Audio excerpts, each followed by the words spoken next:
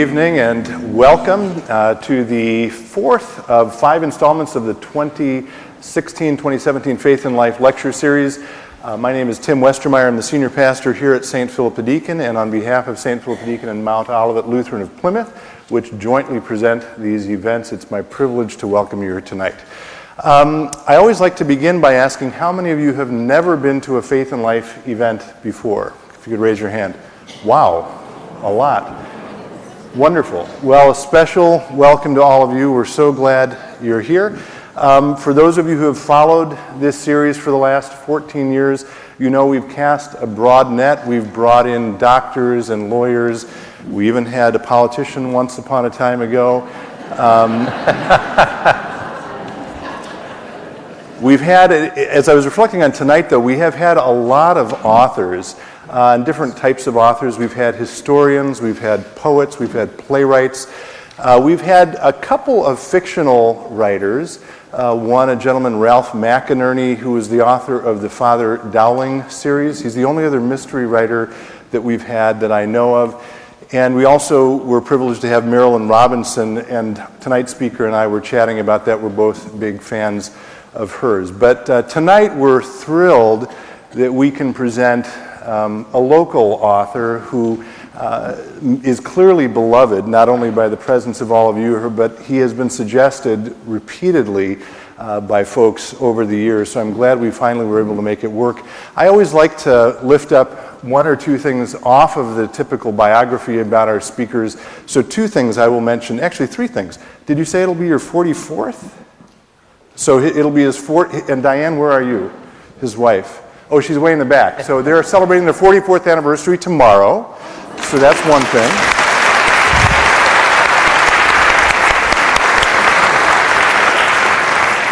The other is that he spent some time growing up in a town called Worthington, Ohio. Okay, Debbie, I'll introduce you to my aunt and uncle, Howard and Doris, later, who are also here, who live in Worthington. So they had a nice chat before this. And the final thing is that he's afraid of the dark. Will you help me welcome William Kent Krueger? Thanks so much, Tim.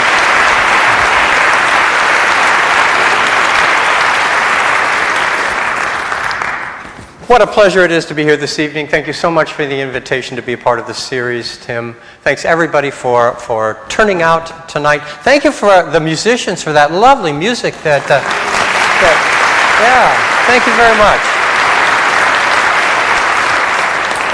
You know, I was honest with Tim when we were talking today, and I told him that prior to my being invited to speak here, I really wasn't aware of this series.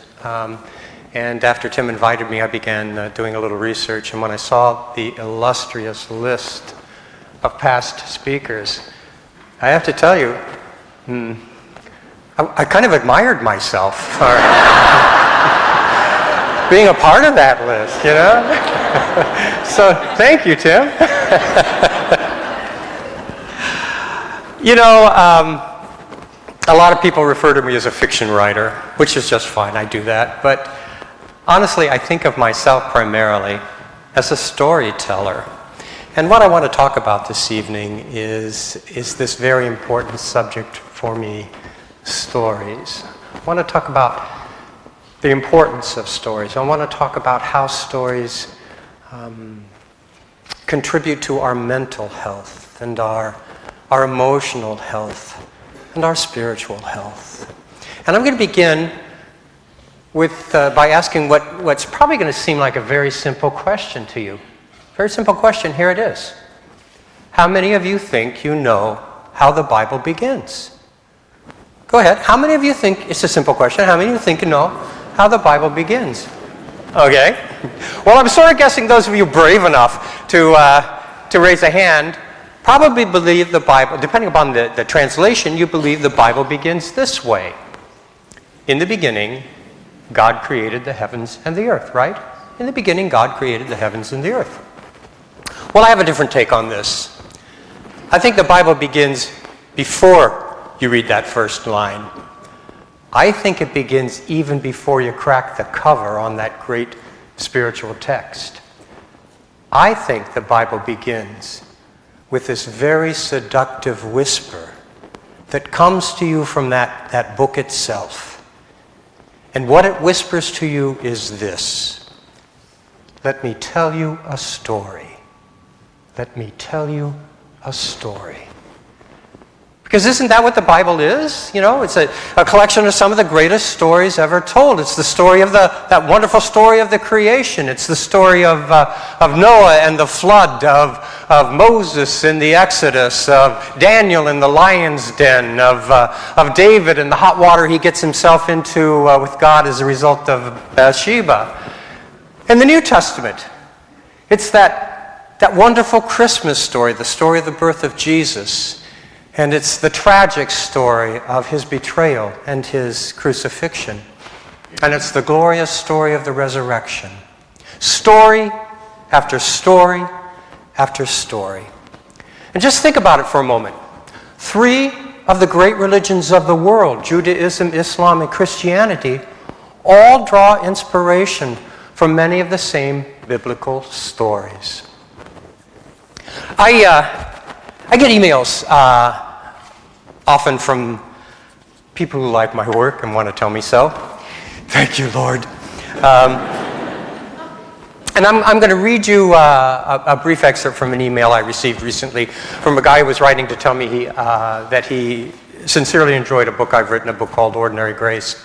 And among the many things he had to say, he had a few things to say about sermons and stories.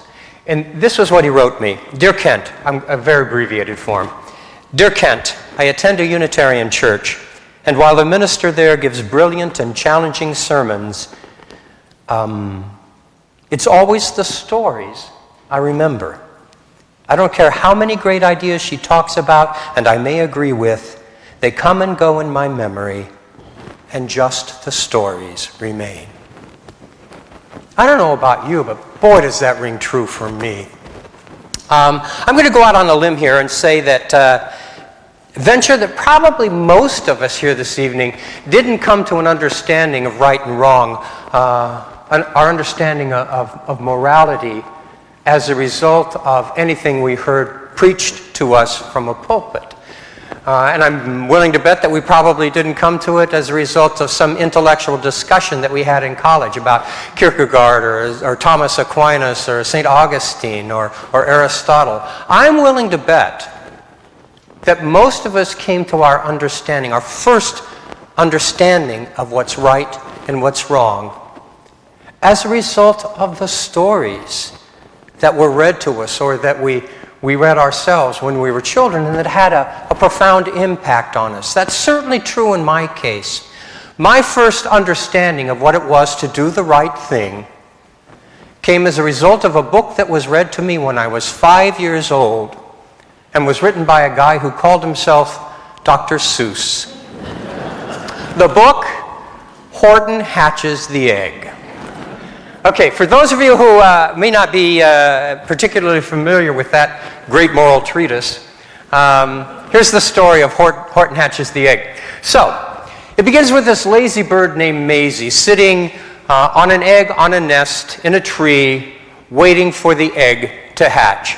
And Maisie is bored out of her mind. She would rather be anywhere than sitting on that egg waiting for it to hatch. And then along comes Horton, who is really a very good-hearted elephant. And Maisie convinces Horton to sit on the egg for a while to give her a rest. So Horton settles his huge bulk on that fragile little egg. And just before Maisie takes off, he promises her absolutely that he'll be there when she returns. But Maisie has no intention of ever coming back. So there Horton sits, night and day, through rain and snow, and the other animals of the forest make fun of him. Some hunters show up, and they're so amazed to see this elephant sitting on this fragile egg that instead of shooting him, they capture him. And they take him and the nest and the egg and that little tree, and they sail across the ocean, and they sell Horton to a circus as a sideshow exhibit. And through all of this terrible experience, Horton continues to repeat to himself this beautiful little mantra: I meant what I said, and I said what I meant. An elephant's faithful 100%. So, one day Maisie is flying around and she happens to spot Horton down there. So she circles down to him, and just about the time she arrives there, the egg hatches. And out comes not a Maisie bird, but a beautiful little elephant bird that looks exactly like Horton. And at the end of the story, Horton and his little hatchling head home, and Horton is happy 100%. So after I had that book read to me, my parents read to me, Horton Hears a Who, from which I learned a person's a person, no matter how small, which has always seemed to me a dictum that if we truly lived by it would make this world such a better place. You know, I learned an enormous amount about what it was to be a good elephant from Horton and what it was to be a good human being. You know, we've all seen those bumper stickers on cars that go WWJD, what would Jesus do? The bumper sticker on my car reads WWHD, what would Horton do?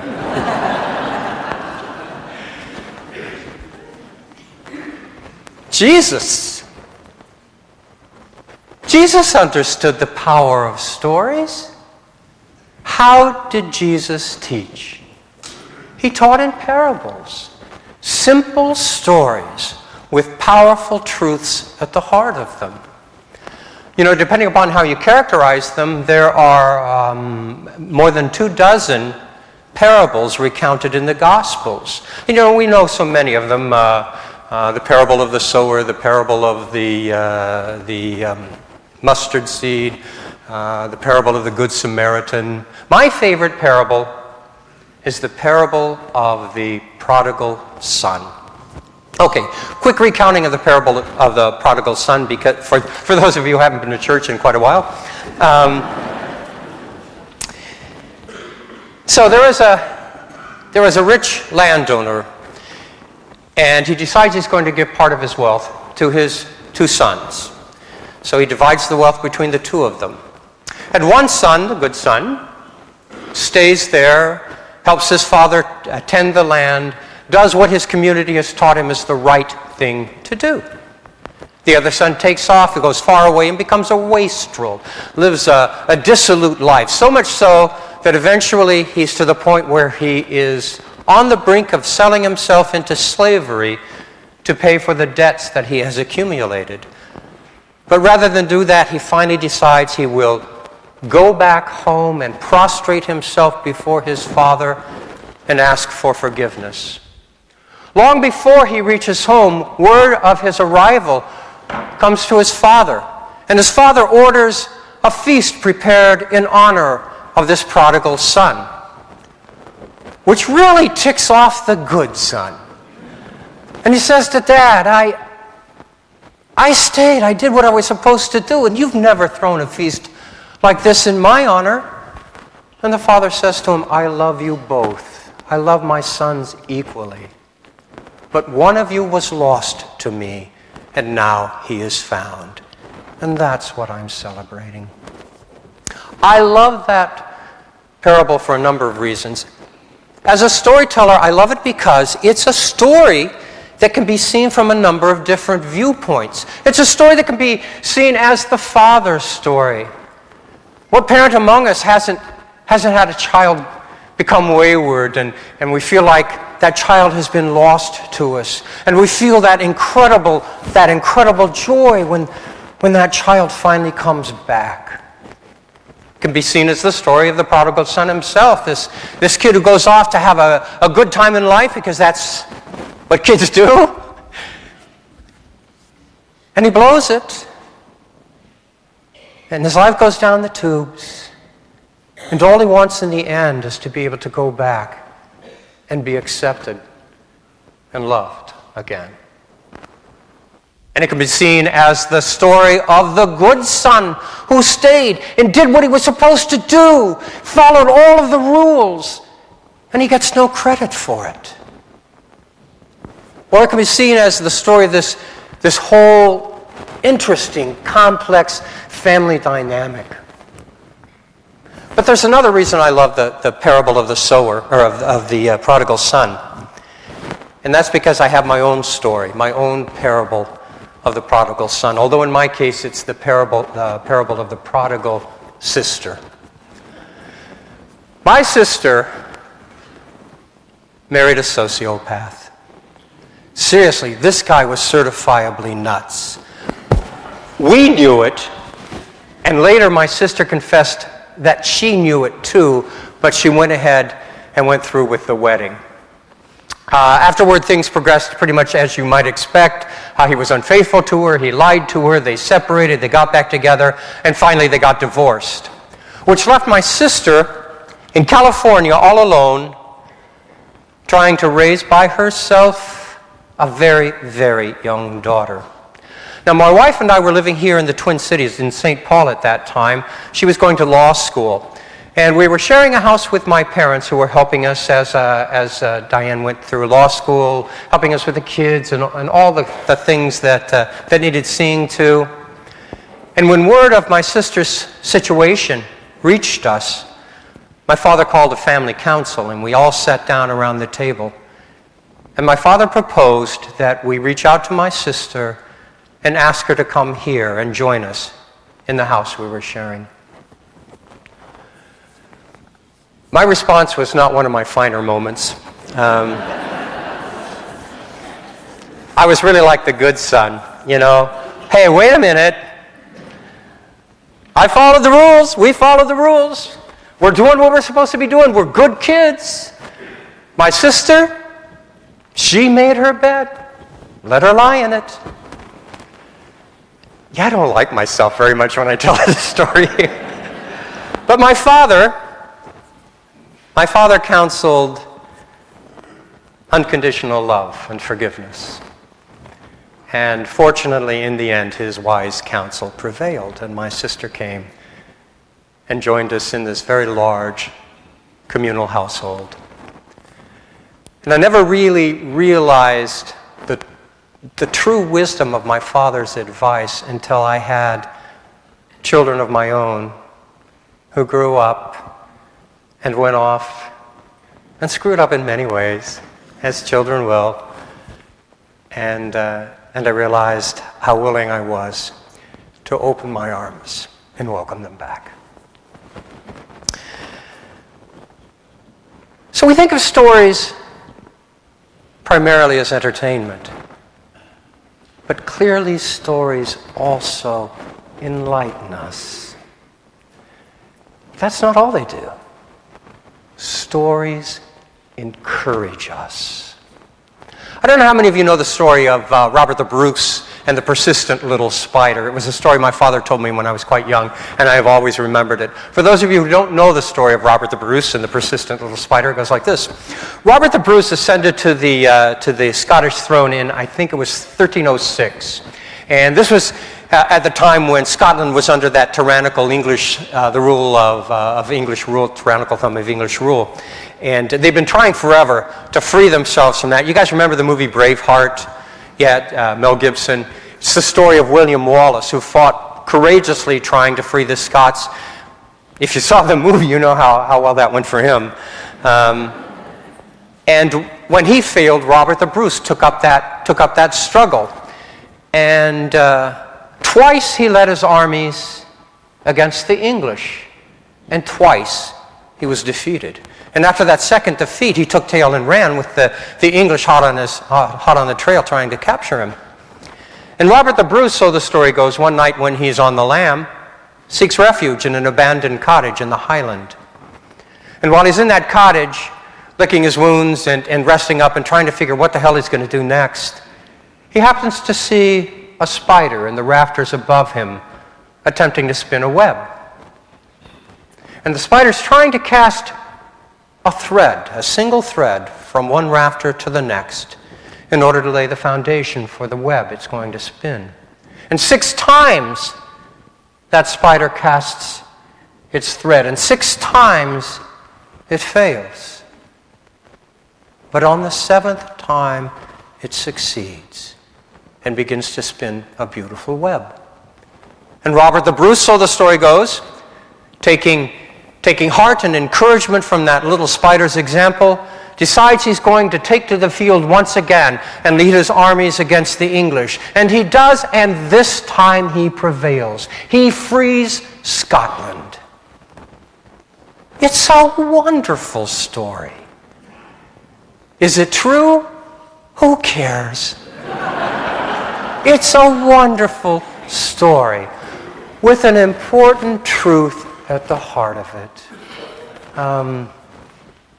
I love that quote by Albert Camus, "Fiction is the lie through which we tell the truth." So stories entertain us, and they encourage us, and they enlighten us, but stories also inspire us. I'm going to tell you a story about a great piece of fiction and the inspiration that came from it. Inspiration in the end gone horribly awry. So, when I was in the 5th grade, toward the end of that year, our teacher read The Adventures of Tom Sawyer to our class for half an hour every day after lunch. This was toward the end of the year. Half an hour every day after lunch. I loved that book. I mean, here was this kid who was like me, and he was having all these great adventures on the banks of the Mississippi River.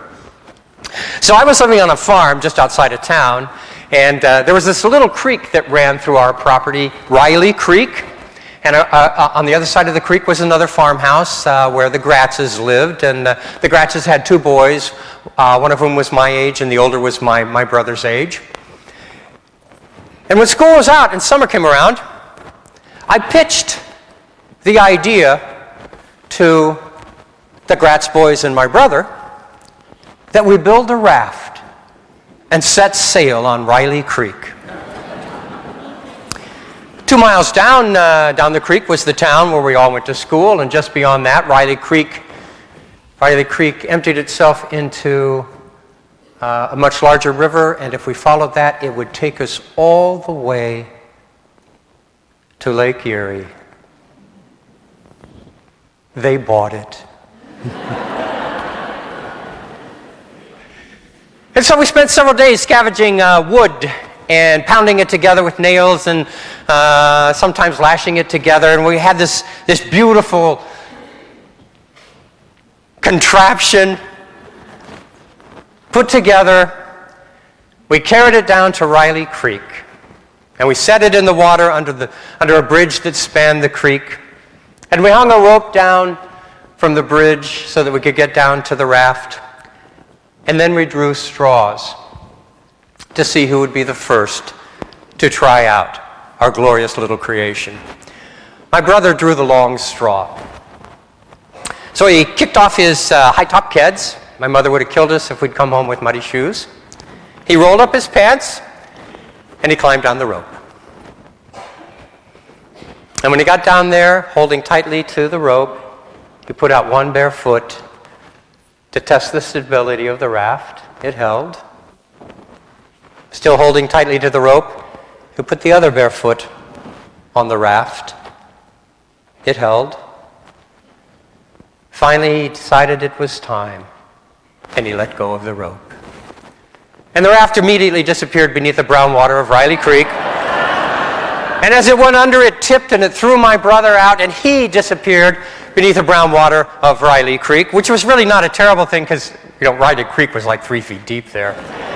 And he came up sputtering and spitting brown water, covered in all that muck from the bottom of the creek. And that was pretty much the end of our glorious expedition. But I took 2 things away from that experience. And the first was this: no matter how hard I might imagine it, Riley Creek would never be the Mississippi River.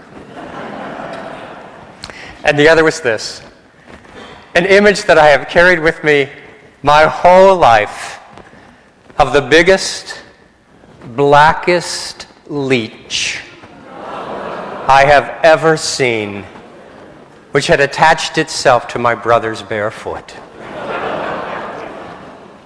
I had never heard my brother scream like a baby before.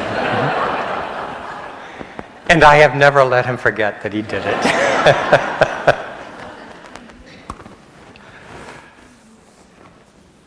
You know, stories have been important to who we are as human beings since we first learned how to communicate with one another. Across countless millennia, stories have entertained us and enlightened us and encouraged us and inspired us. Honestly, I really have come to believe that stories are every bit as important to our living, to our life, as is breathing. And I have to tell you, as a storyteller, I've come to believe that the most promising, most seductive, maybe even most important words you're ever going to hear are these. Let me tell you a story. Let me tell you a story. Thank you.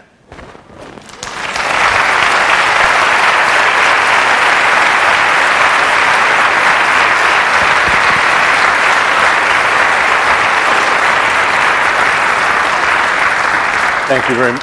Am I on? Yes. Thank you very much. I'll let you rest your voice for 1 second while I make a couple of announcements. And we will have a chance in the next couple minutes for some Q&A. There are microphones to my right and left, so if you'd like to ask William Kent Krueger a question, please be thinking about that now. Before we get to that, though, just a few quick announcements. I always like to mention our next event.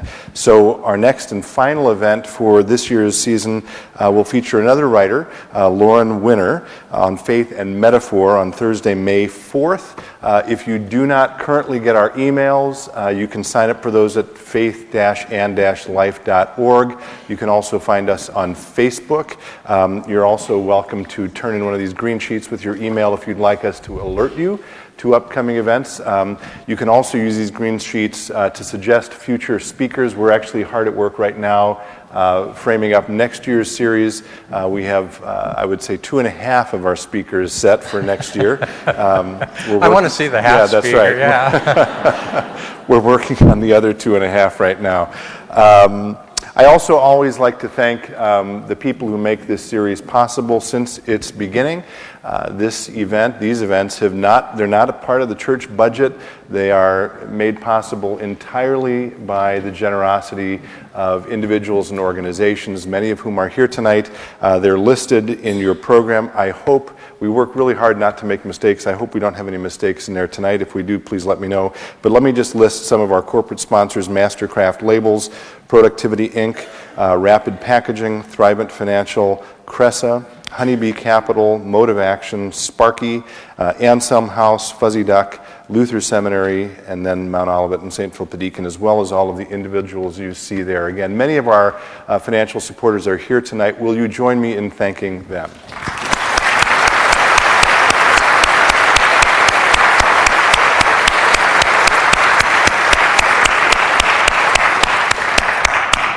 Kent already said a thanks, but I also like to thank periodically our good friend Jeff Elstad, who plays the music before and after events. With, I think, 1 or 2 exceptions, Jeff has been at every single event since the beginning of this series, so thank you, Jeff. And hopefully I won't mute him on the way out tonight. Last time he plugged in and you couldn't hear him, so he just went home. Someone kick me if you can't hear him at the end.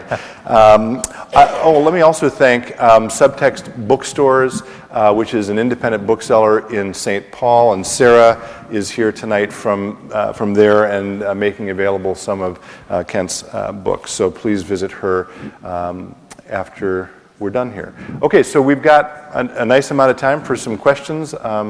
So, if we have any, let them begin. Before I take the first question, can I just say one thing?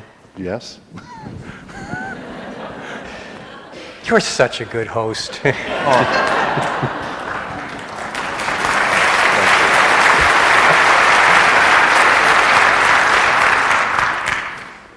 Subtext Books is your bookseller this evening, and Subtext Books is an independent bookstore. I love independent bookstores. When I was a kid, maybe like a lot of you, every small town had a bookstore. Every neighborhood had a bookstore that made you feel comfortable and welcomed, and the people in there guided you in the things that you ought to be reading. I still remember the first book I ever bought with my own money, The Master of Belantre by Robert Louis Stevenson. And then Barnes & Noble came along, and Borders came along, and then Amazon. And those bookstores we all grew up with and loved so much began to disappear. And then Borders went the way of the dodo bird. And if you believe the prognosticators, Barnes & Noble is on the ropes. And with Barnes & Noble and Borders out of the picture, do you know who that leaves left? That leaves that gigantic, faceless corporate entity called Amazon, making the vast number of choices about the books that are going to be available to us to read. I don't know about you. Would you rather have Amazon or your independent booksellers helping guide what we have to read? So I encourage all of you, rather than reaching for that easy button and ordering from Amazon, go to your local bookseller, a real brick and mortar thing. Order your book, buy your book, be guided by their wisdom.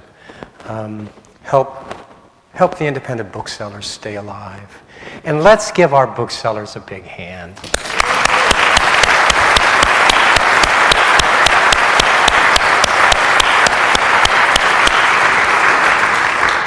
Okay, I'm off my soapbox. Anybody have a question?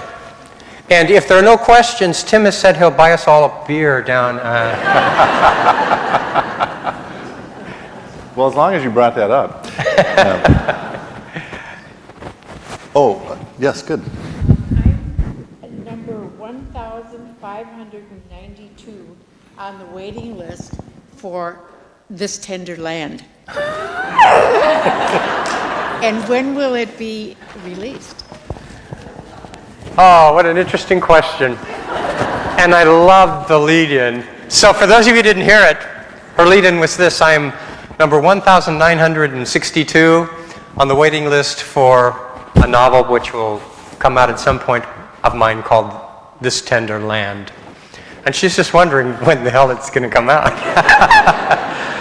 You know, I love this question. I'm going to tell you the story of This Tender Land. Here it is. I wrote a book called Ordinary Grace. For those of you who haven't read Ordinary Grace, it's very different from my Cork O'Connor series. Very simple story. It takes place in the summer of 1961 in a small town deep in the very beautiful Minnesota River Valley. It's the story of a Methodist minister whose beloved child is murdered. That's the compelling mystery component.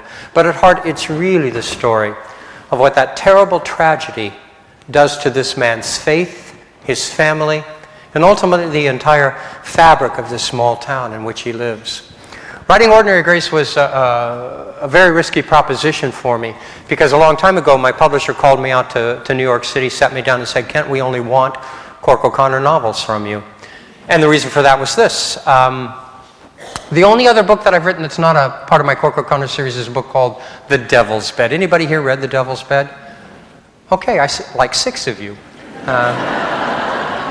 Which is a lot. Nobody read The Devil's Bed.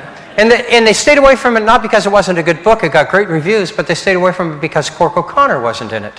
And one of the problems, one of the pitfalls of writing a series with a popular protagonist at the heart of it is readers are often unwilling to follow you to a place without that guy. So it was after that sales debacle that my publisher called me out to New York City, sat me down and said, "Kent."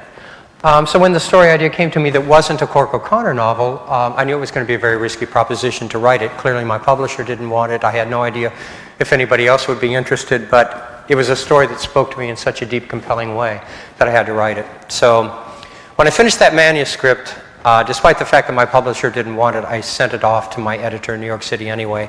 And about 3 weeks after that, I got an email from her that went something like this: "Dear Kent, I've been reading the manuscript for Ordinary Grace on the subway on my way to work every morning, and I've been reading it on the subway on my way home every night. But I've decided I can't do that anymore because people on the subway don't understand why I'm crying." She said, "I love this book, and of course we'll publish it." And they did. And the reception has been absolutely marvelous. Ordinary Grace has outsold any individual Cork O'Connor novel, and the way it's going, it's on track at some point to outsell my entire Cork O'Connor oeuvre. And when my publisher saw how well this not Cork O'Connor book did, boy, did they want another one. So I signed a contract for the companion novel to Ordinary Grace. They paid me a shitload of money. And I spent the next 2 years writing the manuscript for what I thought would be the companion novel to Ordinary Grace. That manuscript was due to my publisher a year ago last August. 2 months before the deadline, I set up a meeting with my agent in Chicago to talk about revisions to the manuscript. There were problems with it. She knew it. I knew it. And 2 days before I met with her, I sent her an email saying basically, when we get together, I don't want to talk about how we revise this. I want to talk about how we keep it from being published. Because it wasn't the story I'd imagined it would be. I didn't know how to make it that story, and frankly, I wasn't really interested at that point. I have a great agent. She renegotiated things, so now I have a different deadline date for that particular entry. But here's the thing I learned from that. I love when I talk to writers about this, because you might not get it, but a writer will. And here it is. If you're a writer, I don't care whether you think of yourself as a romance writer or a mystery writer or a science fiction writer or a literary writer. I think that we all ought to think of ourselves as artists, and words are a medium. And if we do that, if we're true to that, what that means is we ought to always be trying to grow as artists. We ought to always be trying to push the limits. And if we're doing that, what that means is very often we're going to be out there walking a dangerous edge. And if we do that, what it means is we're going to risk a fall. I fell. Then the question I had to ask myself was, did I fail? And I have to tell you honestly, I've never thought of that experience as a failure. For me, it's always been simply another place I've visited in this journey that I'm on as a writer. But here's the really beautiful thing that came from that. When I let go of all of the expectations about what that story was going to be, should be, I felt free, and I saw the story I should have been writing, this tender land. And that's what I'm at work on now, between my Cork O'Connor obligations. It's scheduled now for publication in the fall of 2019. God willing. Thank you for asking. What else? I have a question. Sure. Because Ordinary Grace is so different from your Cork O'Connor books, did you receive some inspiration from a personal experience?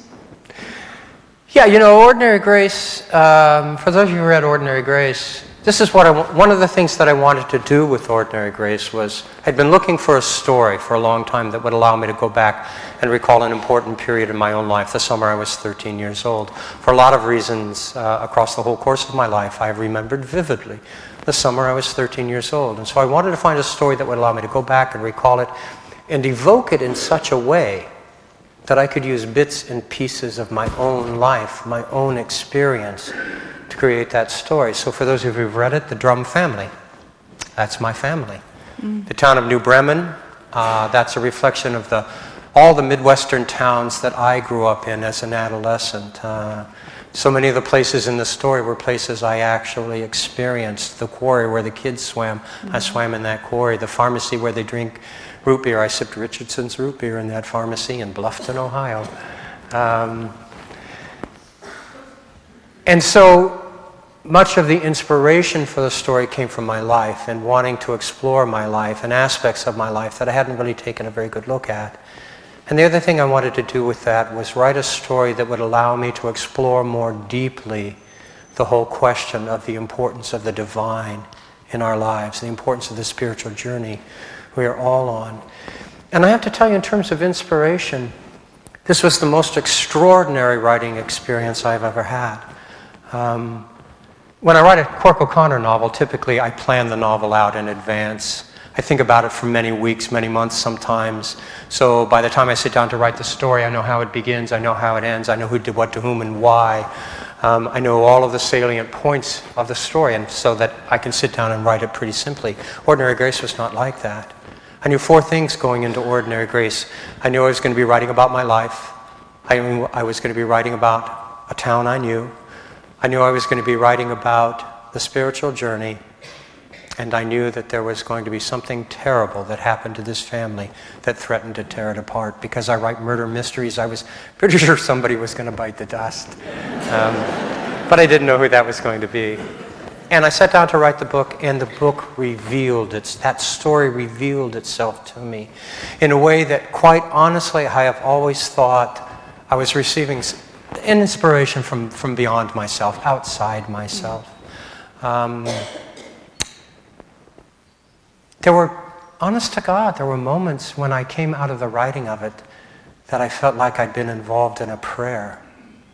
I felt calm and full of hope and trust. Just, I hope, with prayer. I don't know, it does that for me. I don't know if it does it for you guys. Thank you. Did I answer your question? Yes. Yeah, in a long-winded way. What else? Yeah, we've got a hand over here.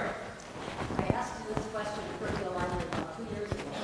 Considering where you are this evening, I think it bears repeating. You are in Minnesota. This is Lutheran. And you are Methodist. Can you remind us why?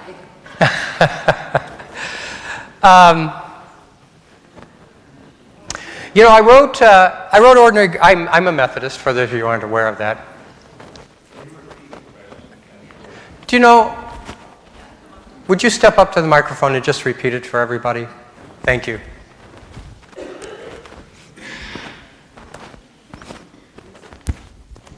I asked this question about 2 years ago at Brookdale Library when Ordinary Grace was more new. And I said, here you are, and considering where we are this evening, I said, I think it bears repeating.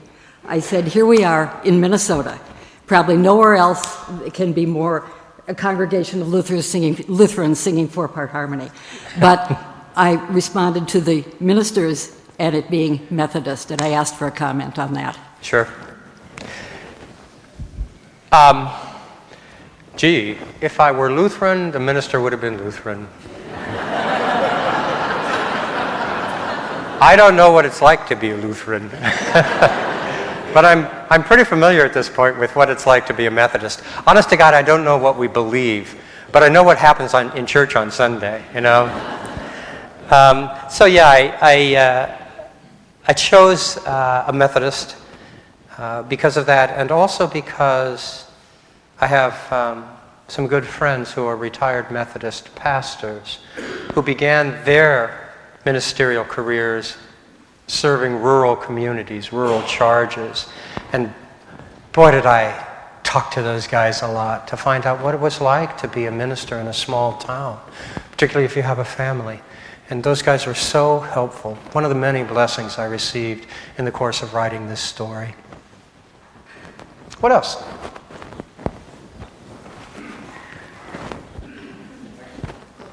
Quick, rush to the microphone.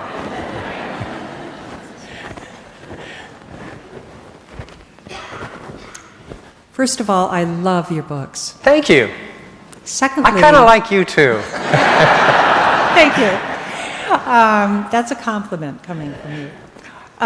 There seems to be a strong Native American theme running through some of your books. I'm thinking Wendigo Island, for example. What influenced you with going into their culture and their lives? Sure. A very reasonable question. For those of you who aren't familiar with my Cork O'Connor series, I set that in the Great North Woods of Minnesota. My protagonist, Corcoran O'Connor, is the former sheriff of the fictional Tamarack County, Minnesota. He's a man of mixed heritage. He's part Irish-American and he's part Ojibwe. And as a result of that, and largely because of the area in which I set my work, a lot of the stories that I write come from issues that rise out of the interface of those two cultures. I write about the Ojibwe for this reason. I'm not native to Minnesota. I think you know that by now from the stories that I've told. When I was a kid, I lived all over the place. I was really part of a gypsy family. But when my wife and I came to the Twin Cities so that she could go to the U of M Law School, and we first set foot in Minnesota, I knew I'd found my home. I fell in love with this place. So I always knew that when I got serious about my writing, it was going to be a homage somehow to this adopted home of mine. Shortly thereafter, we began doing what lots of folks in the Twin Cities do. We began spending a summer vacation up in the Great North Woods. We began spending a part of every summer at a YMCA camp north of Ely, a place called Camp de Nord, which is, for those of you who don't know it, literally across the road from the Boundary Waters Canoe Area Wilderness. And when I discovered that remarkable territory, I knew that's what I wanted to write about. When I took a much closer look, deeper look at northern Minnesota, it seemed to me that you couldn't write a true story set in northern Minnesota without including the Ojibwe, the Anishinaabe, as an element of the story, because their influence up there is ubiquitous. It's everywhere. It's powerful. So I decided I was going to use the Ojibwe somehow in my story. What did I know about the Ojibwe? Probably as much as most of you white folks know, you know? Nothing. But I was a cultural anthropology major in college, so the idea of learning about a culture not my own was really exciting. So I began by doing what every good academic does. I began by reading. I read everything I could get my hands on. And in the course of that research, I began to get to know members of the Ojibwe community, and over the years have formed some pretty tight relationships with folks inside the Ojibwe culture. Whenever I can, I have an Ojibwe reader vet my work to make sure I don't say anything too stupid or worse, offensive. And the decision to use the Ojibwe as an element of my mysteries, my stories, was one of the best decisions I could have made. Learning about their culture, learning about the spiritual connections has greatly influenced how I go about creating my stories. Does that answer your question? Yeah.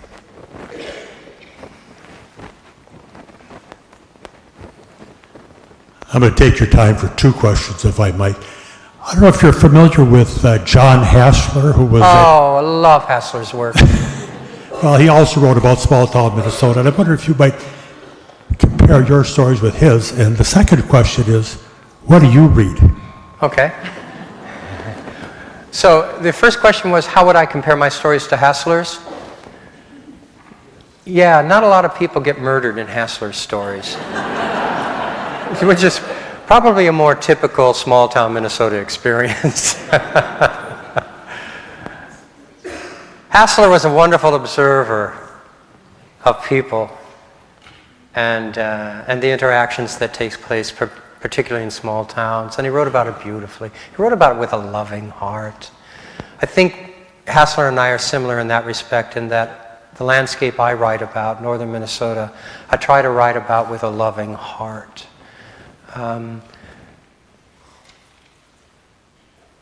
Hassler's stories rise very much out of the characters involved, as every good story should. I think my stories also rise very much out of the characters involved. It's just that my characters behave a little differently toward one another than John Hassler's. Hassler is the first Minnesota author I discovered when I came here, and Staggerford continues to be one of my favorite all-time novels. What do I read? These days I read books that you guys will see 8 to 12 months from now. I read what are called bound galleys, or ARCs, Advanced Reader's Copies, of books that my editor, my agent, friends of mine have asked me to look at and read with the idea of offering a dust jacket quote, what we call a blurb. If I'm not doing, that's probably 90% of my reading time these days. If I'm not doing that, I read Midwestern authors. Hassler. I love Midwestern authors. I think a case can be made that there is, in fact, a Midwest voice in literature. It's a very spare voice, but very elegant, very eloquent.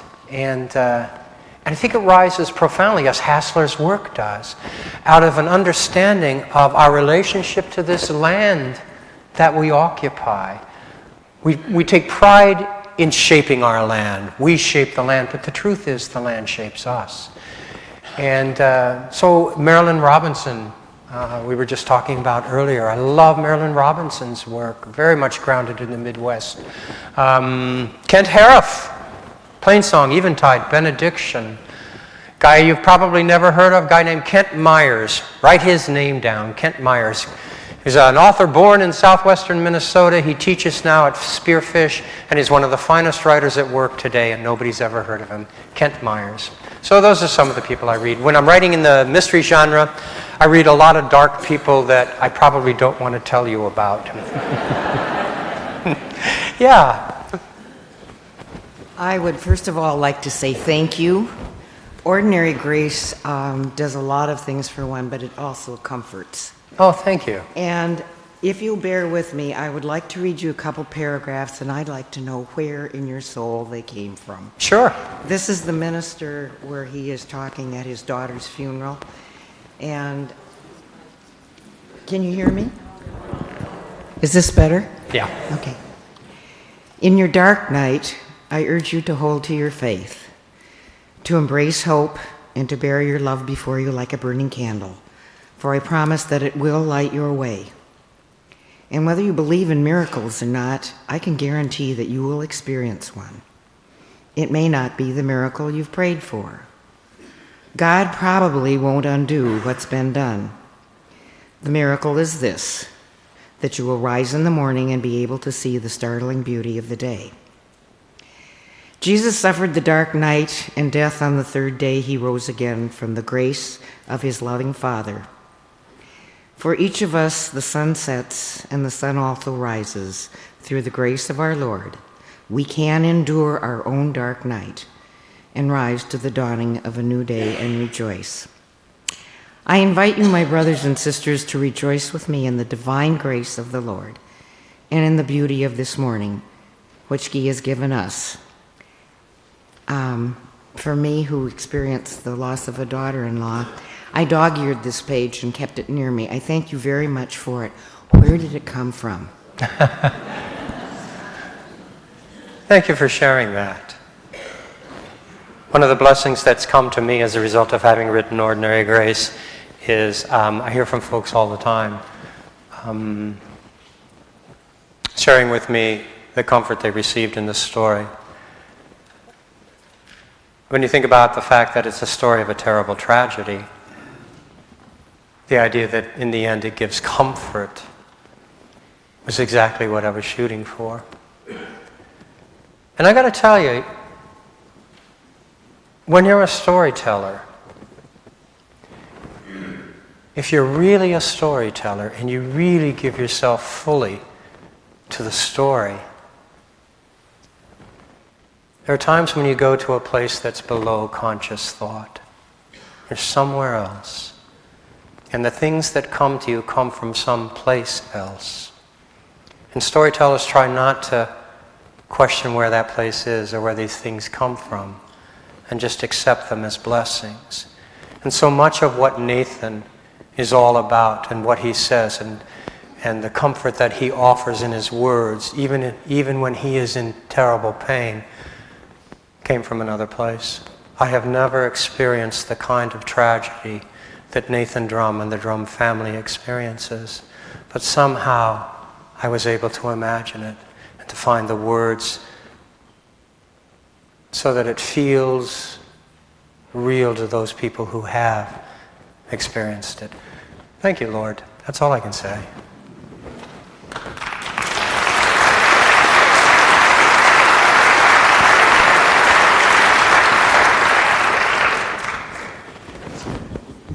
I haven't read Ordinary Grace, but my wife has.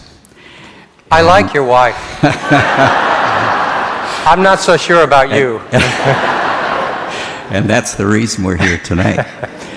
She very much enjoys your visits to the AAUW. And oh, good. That's where she bought your book. I am struck by this audience being totally captured by listening to your stories and your thoughts about how you conjured them up and so forth. But I thought about, I was a teacher many years ago and then went into some other work, including the YMCA, as you mentioned. But I've been thinking about how could we use stories more in our public education system, throughout the system, to have kids more involved and interested in what they were learning, and wondered what your comments might be about that. How could we use it more in public education for motivation and to probably up our graduation rates? Yeah, what a great question. I'm not sure that I have the credentials to answer it completely, but off the top of my head, this is what I would say. It's just like a minister preaching from a pulpit.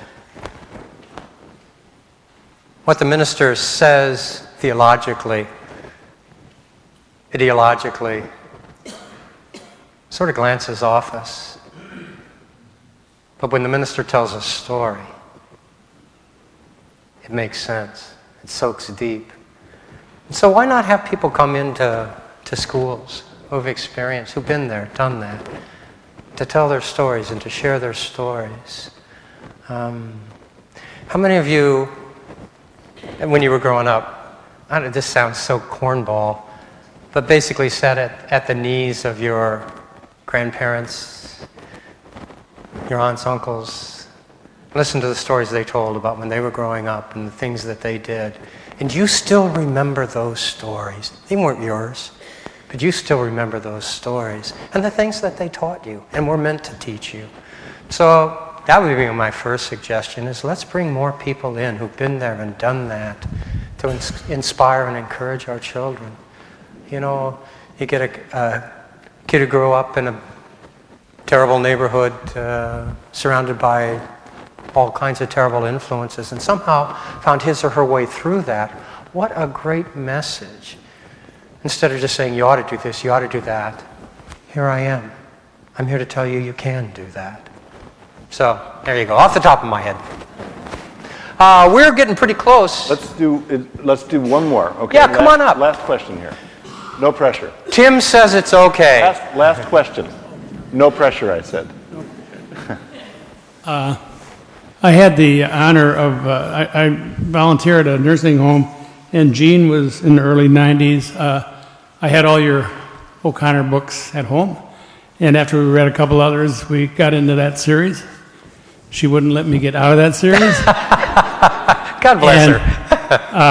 At one point I said, you know, there's a little bit of rough language here, but she said, read it just like it is. So she got the full page, and Red Knife I had bought, and her health went down. I never got to read it to her. But she had gone blind because I haven't read her whole life, and so it was just. I'm just honored by what you wrote there for her. Thank you. Oh, you're so welcome. You're so welcome.